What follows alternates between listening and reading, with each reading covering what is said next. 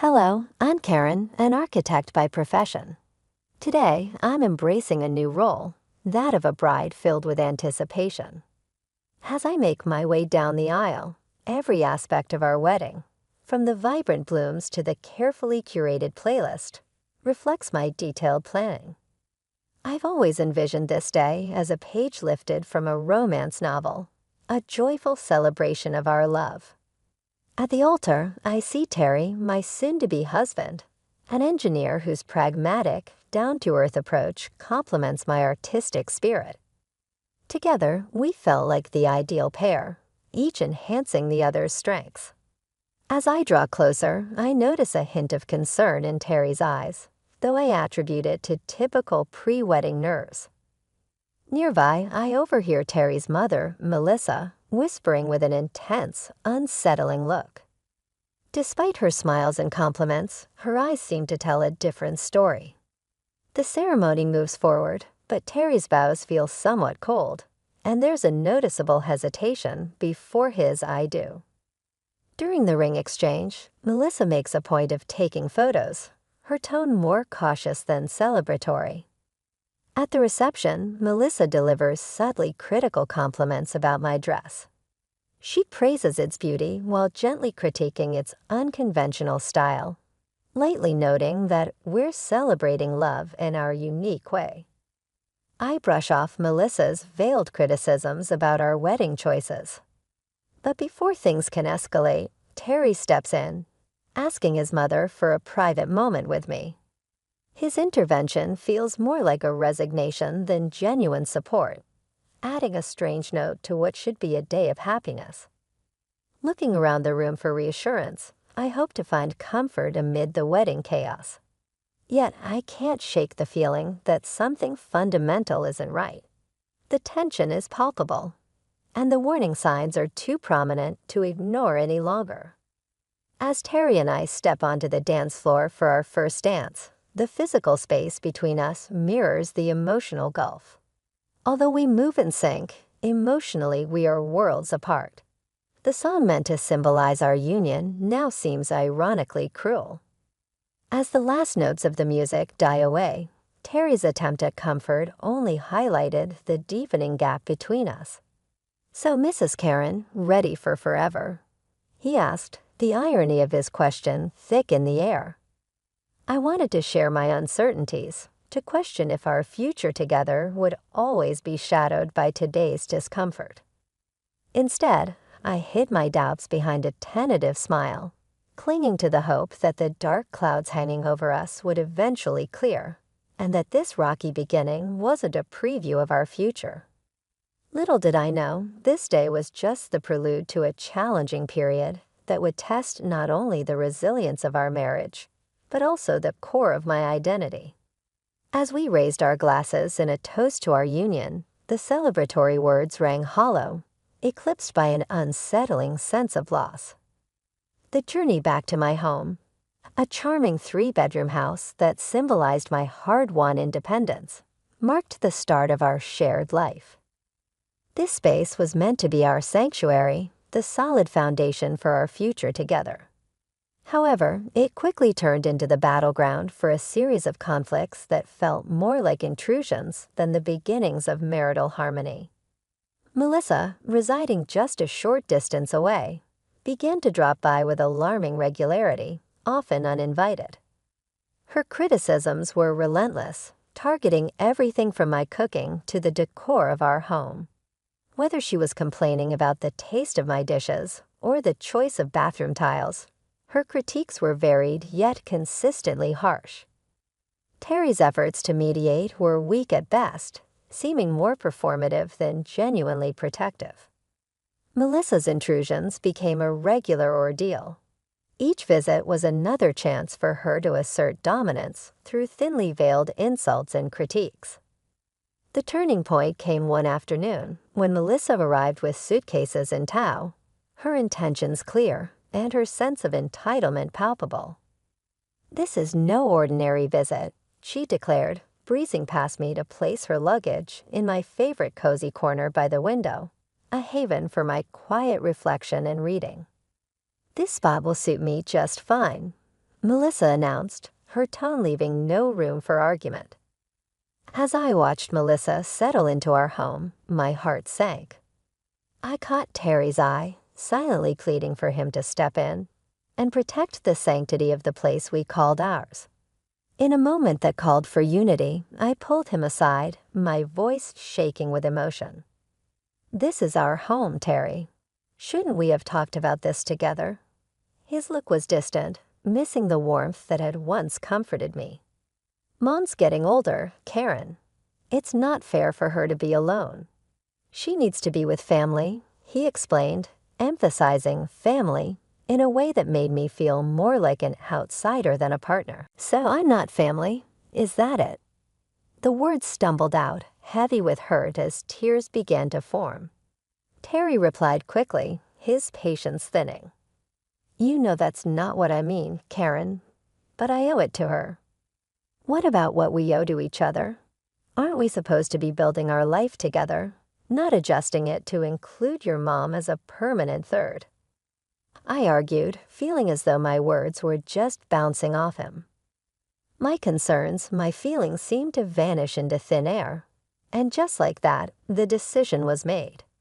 Melissa's presence in our home was a done deal. With Melissa in the house, the atmosphere changed drastically.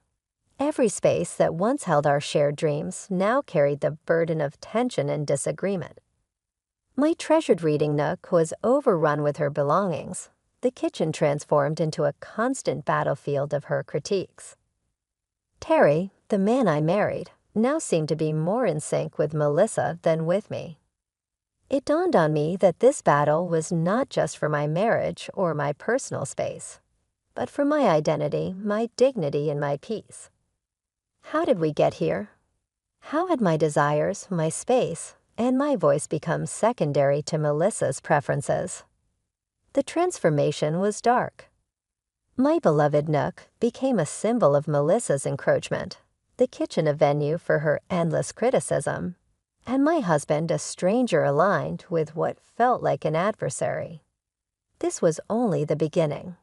Life, already filled with challenges, spiraled into a relentless nightmare as the oppressive atmosphere in our home mirrored the diminishing of my own space and voice. Amidst this mounting tension, a discovery brought everything into sharp focus. The unmistakable sight of 2 lines on a pregnancy test, signaling the start of a new life. In the chaos, discovering I was pregnant should have been a joyous revelation. However, the dense, tense air around me turned almost suffocating as I held the pregnancy test, my hands trembling with a mix of excitement and dread. This milestone, which I had always imagined would be one of the happiest moments of my life, now felt like an overwhelming burden. Alone in the bathroom, tears welled up as I confronted my reflection, the reality hitting me hard. The stakes were now much higher. When I finally shared the news with Terry, his reaction was underwhelming. "Well, that's something," he muttered, quickly shifting the conversation to some renovation idea his mother had proposed. Melissa didn't just see my pregnancy as big news. She saw it as her new project. She took it upon herself to manage every aspect of it, from my diet to the birthing plan, all under the guise of being helpful. Her interference soon became oppressive. She critiqued every bite I ate, casting judgmental glances at even the simplest meals, and questioning my weight management. Despite my assurances that everything was doctor-approved, she scoffed. "Doctors these days have no clue," dismissively convinced her old-school methods were superior to modern medical advice. As my pregnancy advanced, Melissa's control over my life grew even more intrusive. She expected me to maintain our home to her strict standards, regardless of my physical state. "Karen, why isn't the living room clean yet?" She would demand, comfortably ensconced in my reading nook, which she had taken over as her base for endless phone scrolling and TV watching. My pleas for rest were ignored, with Melissa dismissing pregnancy as no excuse for laziness. Terry's silence during these interactions only deepened the tension. His lack of support became painfully clear, especially during a dinner that escalated into a heated argument over baby names. Melissa sharply criticized my chosen name, and that was the final straw. "Enough, Melissa. This is my child, and I will decide how to name them," I asserted, my patience finally snapping. Her response was one of sheer indignation, as if my desire to control my own life was a direct affront to her. Terry's feeble attempts at mediation, often siding with his mother and dismissing me as overly emotional, only widened the rift between us. This growing divide underscored a stark reality.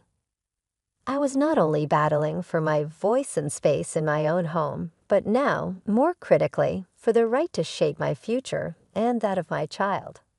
In all the chaos, the revelation that I was pregnant deepened the already suffocating atmosphere of our home. Holding the pregnancy test, my hands trembled with a mix of anticipation and dread. I had always imagined that discovering I was pregnant would be one of the most joyful moments in my life, filled with excitement and celebration. However, as I stood alone in the bathroom, facing my reflection with tears welling up, this milestone felt like a daunting burden instead. When I shared the news with Terry, his reaction was disappointingly subdued. "Well, that's something," he muttered, quickly changing the subject to a renovation idea his mother had proposed. It was clear that Melissa viewed my pregnancy not just as news, but as her new project. She took it upon herself to oversee everything from my diet to the birthing plan, all under the pretense of being helpful. Melissa's interference soon evolved into outright control. She monitored every bite I ate, casting judgmental glances at even the simplest meals and questioning my weight management, despite my assurances that my diet was doctor-approved. She scoffed, "Doctors these days have no clue," utterly convinced her dated knowledge was superior to contemporary medical advice. As my pregnancy progressed, Melissa's demands grew increasingly unreasonable. She expected me to maintain the house to her exacting standards, no matter my condition. "Karen, why isn't the living room clean yet?" she would demand, ensconced in my once peaceful reading nook, which she had commandeered for endless phone scrolling and TV watching. My pleas for rest were ignored. Melissa dismissed pregnancy as no excuse for laziness. Terry's silence during these interactions only intensified the tension. His lack of support became glaringly obvious, especially during a dinner that spiraled into an argument over baby names. Melissa's harsh critique of my chosen name was the last straw. "Enough, Melissa. This is my child, and I will decide how to name them," I declared, my patience completely eroded. Her reaction was one of sheer indignation, as if my desire to make decisions about my own life was a direct insult to her. Terry's feeble attempts at mediation, often siding with his mother and dismissing me as overly emotional, only deepened the rift between us. I felt more isolated than ever, trapped in a home that had transformed into a battleground. Where my voice seemed increasingly insignificant, it was no longer just about selecting a baby name. It was about reclaiming my autonomy, my dignity, and the sense of belonging that had been steadily undermined by Melissa's domineering presence. As I stared at the reflection of my once gleaming wedding ring, I scarcely recognized the woman looking back at me. A woman who was gradually losing everything she cherished. Her sanctuary, her self-respect, and most painfully, her resolve to stand up for herself. During one of our tense confrontations, Melissa, brimming with a vindictive sense of triumph, delivered a blow that changed everything. Melissa had insinuated that perhaps I didn't belong in their family if I couldn't handle a simple disagreement. The most excruciating part, though, was Terry's silence. His lack of response was deafening, reinforcing the notion that this struggle had been my harsh reality for much too long. Days melded into one another as I moved through a house that felt less and less like home, clinging to the sole beacon of hope I had left, the life growing inside me. Yet even this small comfort seemed under siege in the increasingly toxic environment. The tipping point came on a cold evening during yet another fraught family dinner. Despite my efforts to craft a flawless meal, Melissa's criticisms were relentless, attacking everything from the seasoning to the execution. Each of her harsh words felt like a physical blow, slowly chipping away at my already brittle confidence. But it was her next taunt, questioning my capability as a mother based on my so-called failure to manage household chores, that cut the deepest. Terry's quiet acceptance of her words was the final push I needed. Fueled by a potent mix of pent-up resentment and sheer desperation, I found my voice. I've been carrying our child, managing our home, and enduring endless criticism from your mother, and you're telling me to step it up.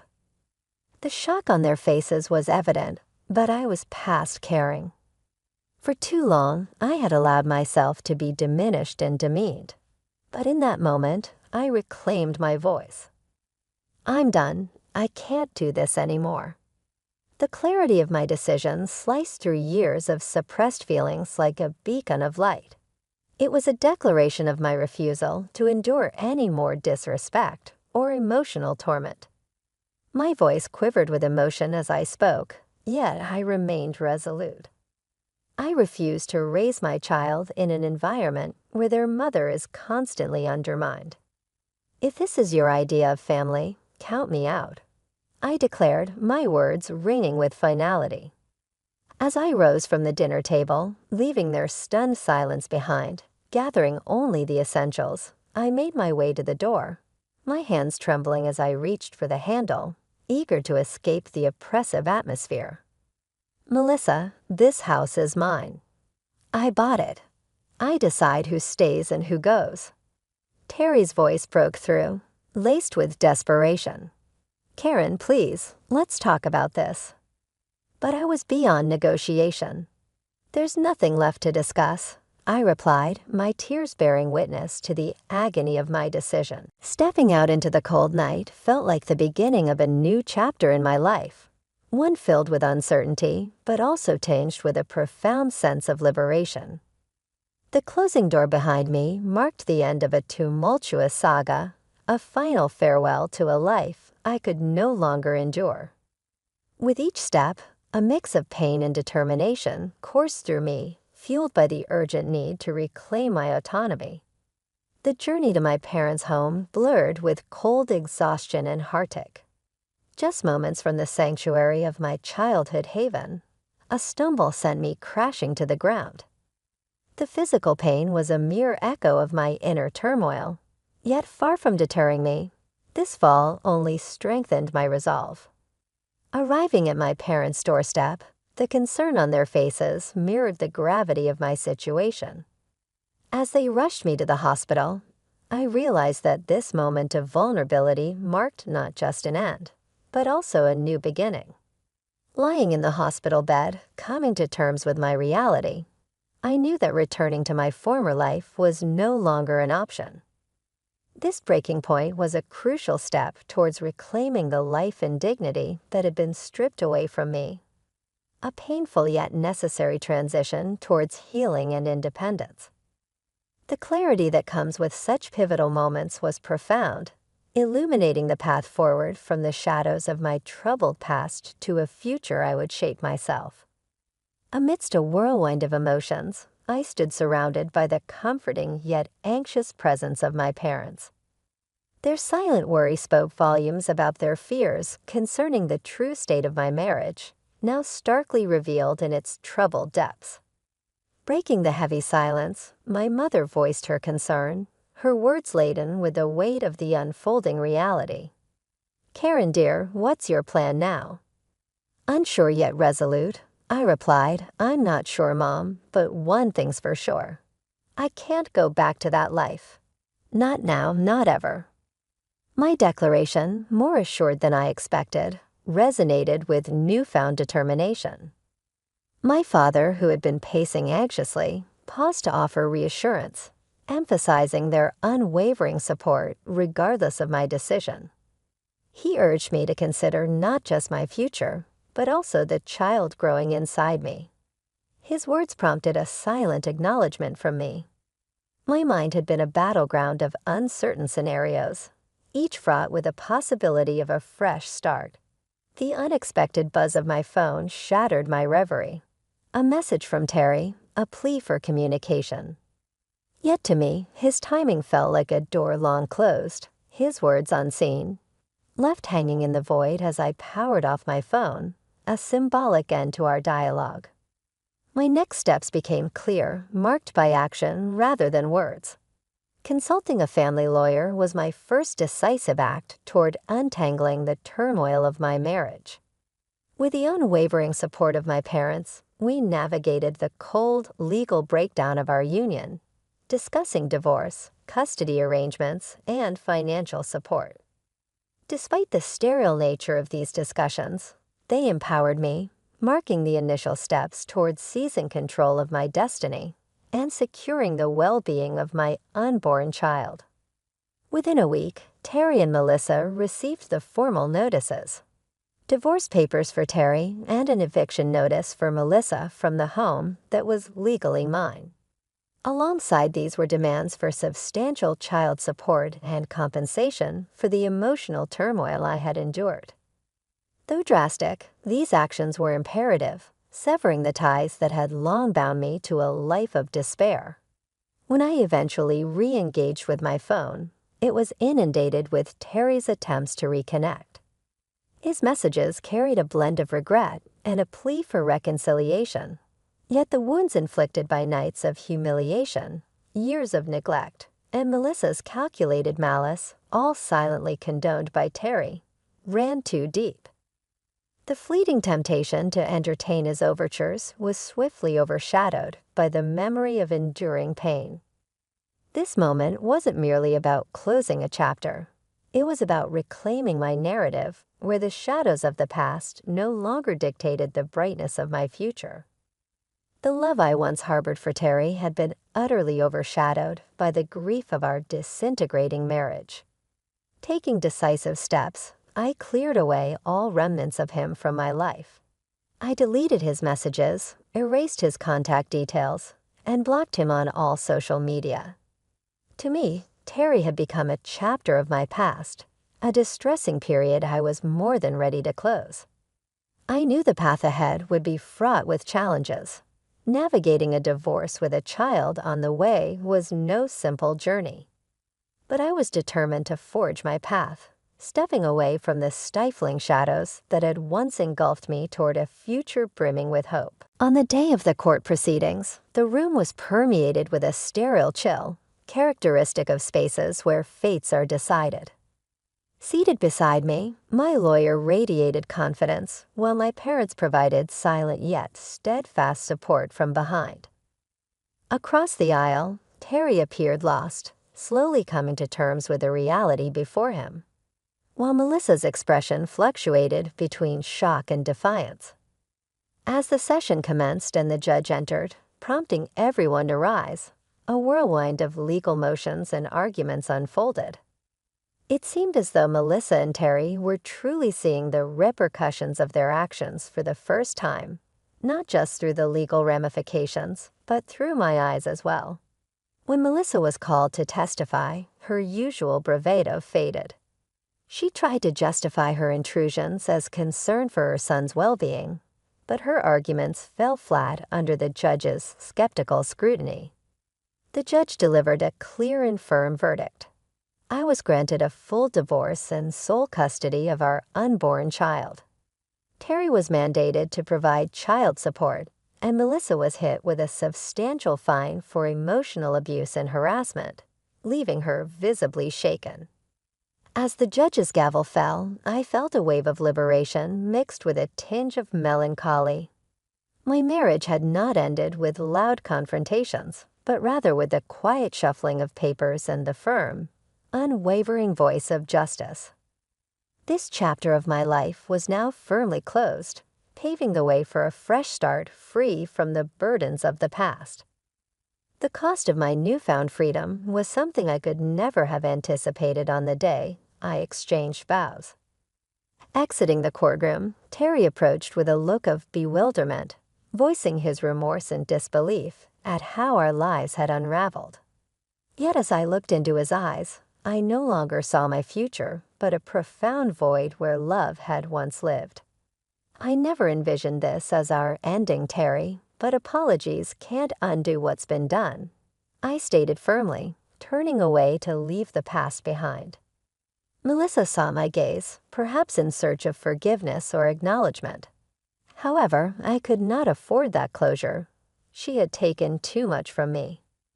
Refusing to grant Melissa the satisfaction of seeing any further impact on my spirit, I stepped into the embrace of the outside world, which seemed to welcome me with open arms.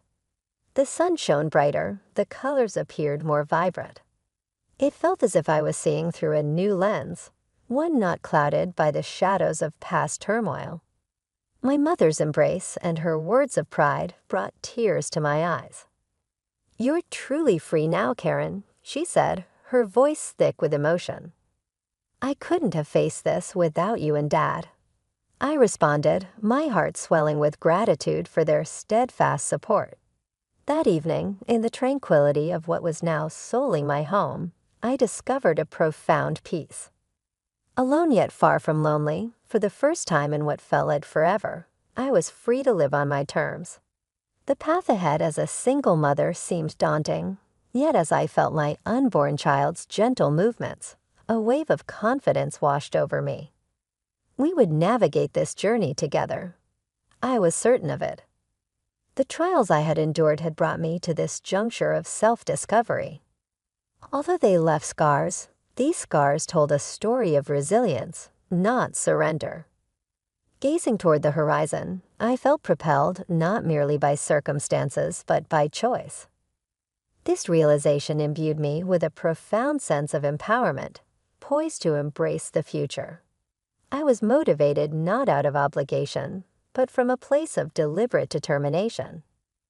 I recognized this moment as the dawn of a significant new chapter in my life, ready to take on whatever lay ahead with a renewed spirit and unwavering resolve.